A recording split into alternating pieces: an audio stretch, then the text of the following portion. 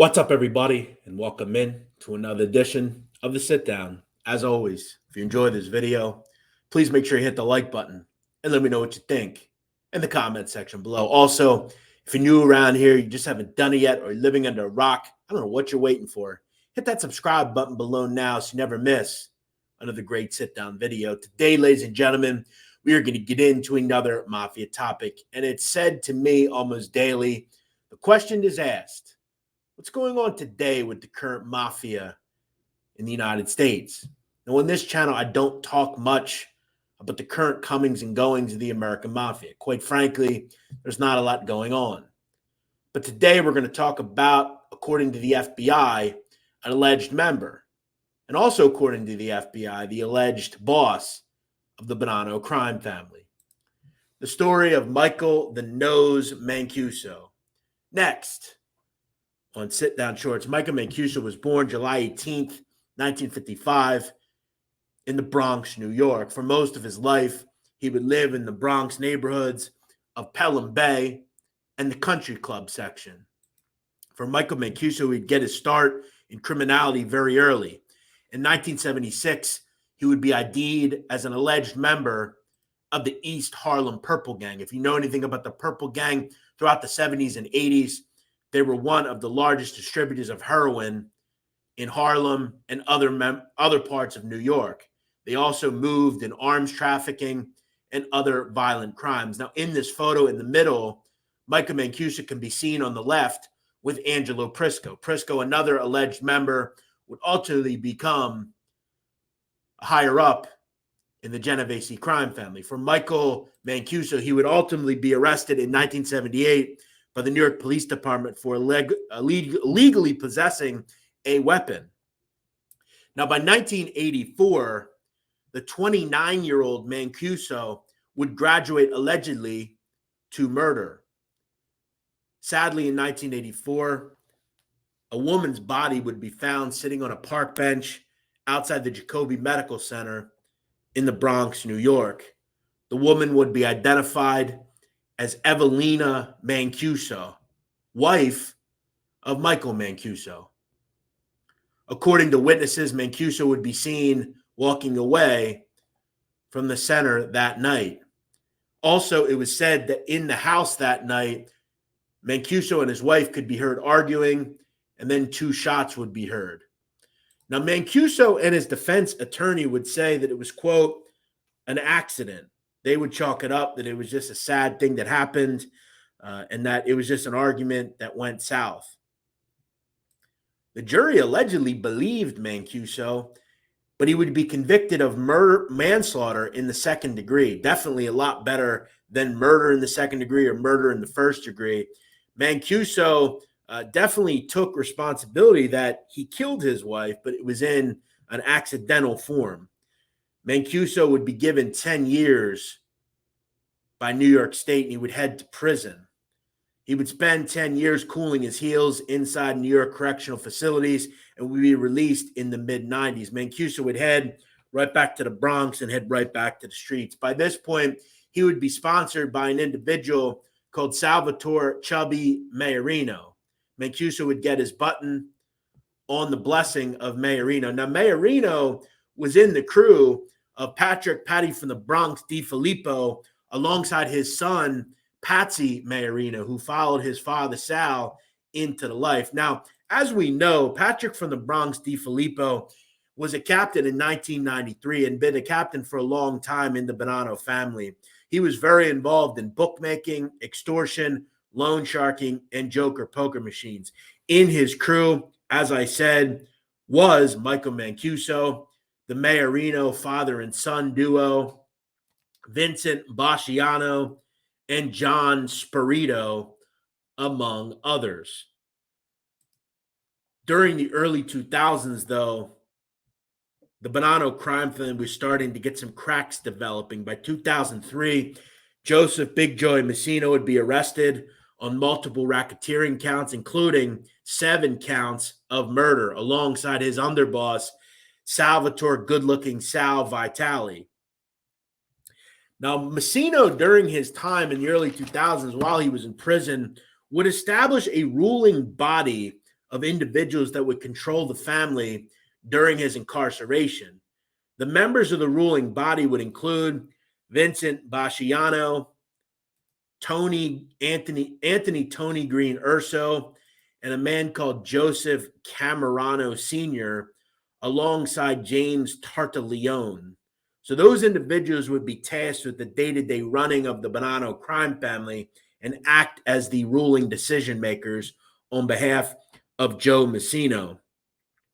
The problem for this ruling body was they would realize by late 2004 into 2004, late 2003 into 2004, that James Tartaglione, one of the members of the ruling body, was actually an informant. And many of the members would go to prison, including Tony Urso and Joe Camerano Sr. So the problem for the Bonanno family is the dominoes start to fall, and Messino and Vitale get arrested. Then Urso and Camerano get arrested.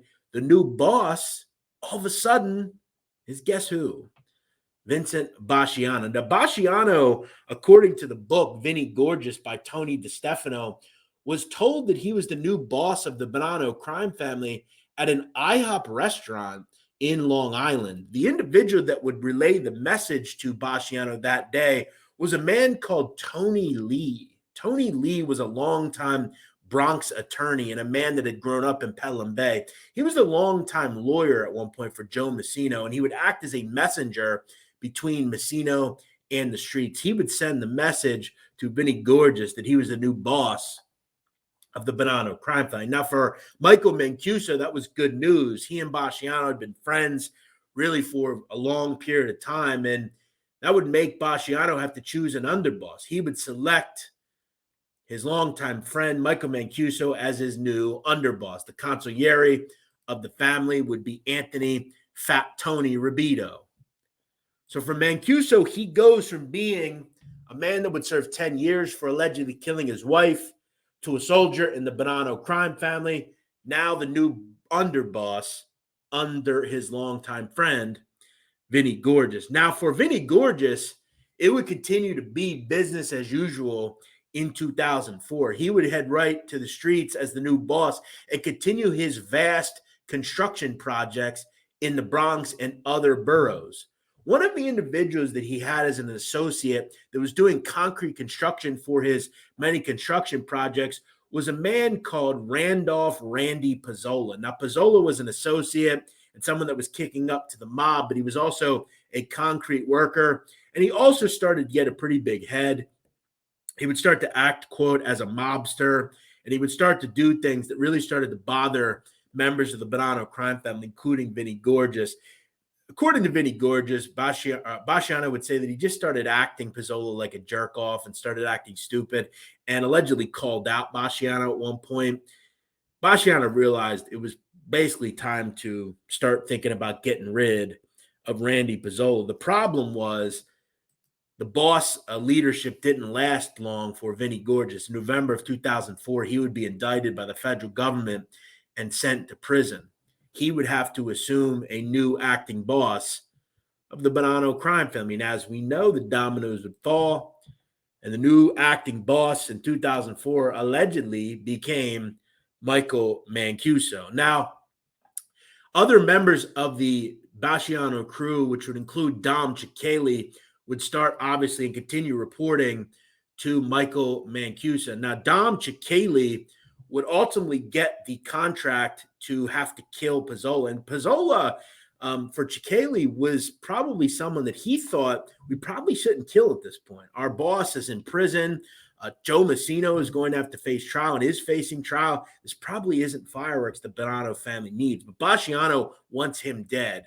And Mancuso would send the order to Cicchelli, at one point saying to Cicchelli, quote, when asked about this hit, nothing skips a beat in terms of Basciano going to prison. And Mancuso would also say, quote, if anyone has anything to say about it, let them know that I told you to do this, basically. So Cicchelli was given the contract. He would call upon new hitters in the Bonanno family, Anthony Aiello, who at one point was a high-ranking member of the Giannini crew in Queens. I did a video on Aiello, which can be seen up here. He, alongside another member of the Giannini crew who was doing some enforcing duties for Basciano, were called upon. This individual, Giuseppe Joe Gambino, would be involved with Aiello in taking out the hit on Pizzola. The problem was for this group, including Gambino, Aiello, and Cicchelli, they didn't really want to kill Pizzola. They believed that it was going to bring a lot of unnecessary problems to the Bonanno family and basically drag their feet. Gambino alongside Aiello, though, were tasked with the hit, and Gambino at one point would be asked why they didn't take out Pizzola.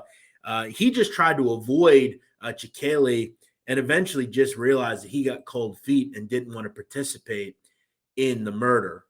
Though the murder would happen in early December 2004, Anthony Aiello would stalk Pizzola to the area of Greenpoint, Brooklyn.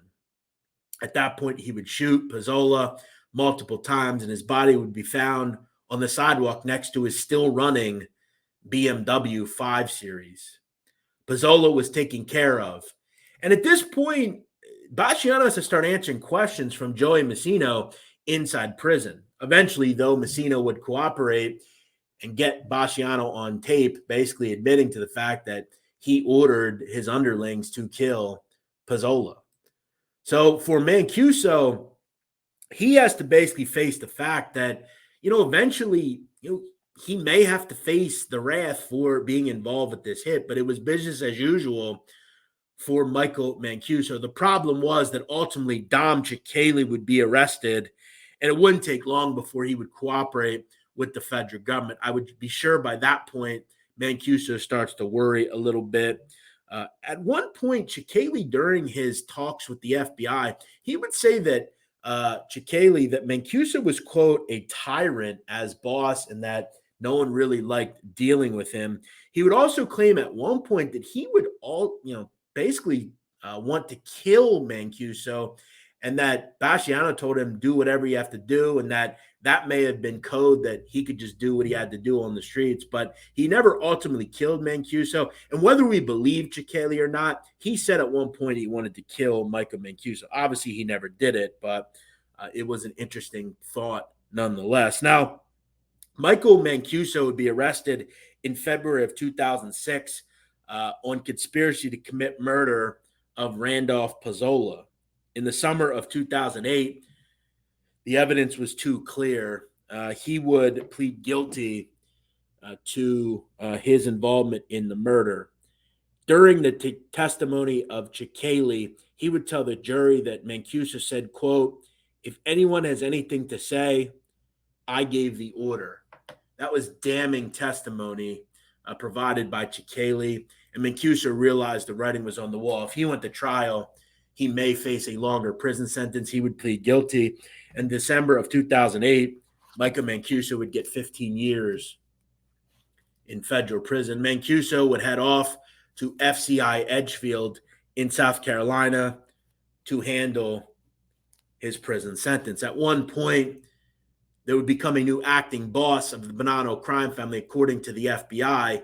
In the late 2000s, Vincent Vinny TV Badalamenti would take over control on an acting basis, but it was said in the streets that Vinny TV was really just the street boss. The real string puller was Michael Mancuso behind the wall. Now, in 2011, a bizarre telephone call would be intercepted where, according to the government, Michael Mancuso would call an unknown individual gleefully talking about an assault that would happen upon his longtime associate in the East Harlem Purple Gang, Michael Meldish. In 2011, Michael Meldish would be seen beaten in front of Rayo's restaurant in Harlem. Now, Mancuso would call someone from prison gleefully talking about this assault. During the call, Mancuso would chuckle, quote, I've been dying to call you. He was all over the floor and they were kicking him in the face and everything. He had blood all over him. That we would find out that Mancuso allegedly ordered the beating to take place after Meldish allegedly was talking to a former girlfriend of Mancuso. Mancuso was furious about it and ordered members of his crew to take out, or not take out, but beat up Michael Meldish, and they would fulfill those orders. The individuals that allegedly took part in the beating outside Rayo's was longtime friend of Mancuso, John Spirito Sr., and Mancuso's cousin, Ernest Aiello, seen on the far right at an arraignment in a separate case around that time. Ernest Aiello was also talked about as the alleged messenger of Mancuso's dealings during his time in prison in South Carolina. Aiello was looked upon as a pretty trusted source, and he was the cousin of Mancuso. That would actually be talked about in the testimony of Anthony Zoccalillo, who I've talked about in a previous video as well. So, Ernest Aiello is handling a lot of the duties, and he was also involved as an enforcer, and he will be talked about in a little bit here in this video. In 2015, Michael Mancuso was transferred to FCI Danbury to finish out his sentence. At one point, though, it was talked about that there was a new acting boss on the streets of the Bonanno Crime Family. Now, during his time at FCI Danbury, Joseph Camerano would take over the acting boss duties of the Bonanno Crime Family. At one point, the new messenger at Danbury was Frankie Boy Salerno, the nephew of Michael Mancuso, who is now allegedly a part of the Bonanno Crime Family.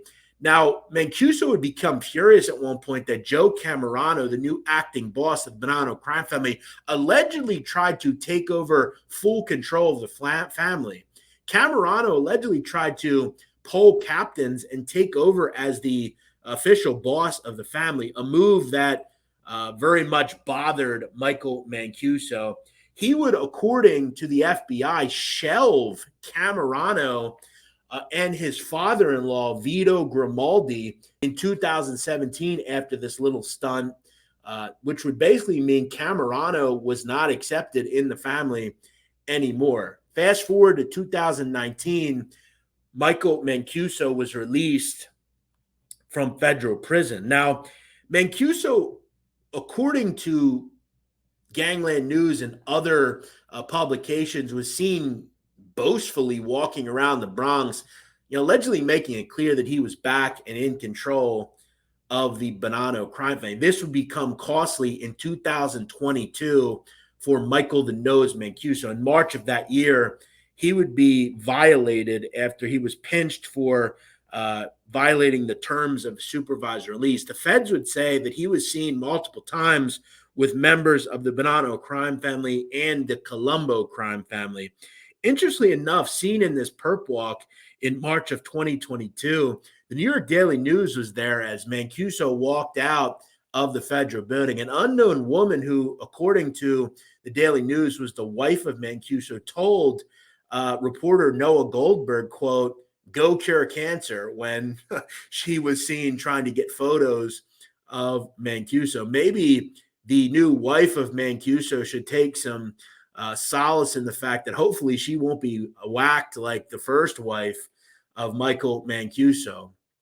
Mancuso was talked about again just recently, and I want to tell you about a very interesting story involving Michael Mancuso. In July of 2022, longtime member of the Bonanno Crime Family, Vito Grimaldi, would pass away at the age of 82. Grimaldi had still owned a bakery in Queens that he had had for many years. Grimaldi now shelved, as well as his son-in-law, Joe Camerano Jr. Grimaldi would die. And as a good son-in-law, Camerano obviously wanted to attend the funeral. Now, it's alleged that Mancuso would allegedly tell Camerano, quote, to not attend the funeral and or wake, which is a wild thing to say because in the end, Grimaldi is Camerano's father-in-law. On July 19th, 2022, the funeral would be held at the Dodge Thomas Funeral Home in Glen Cove, Long Island.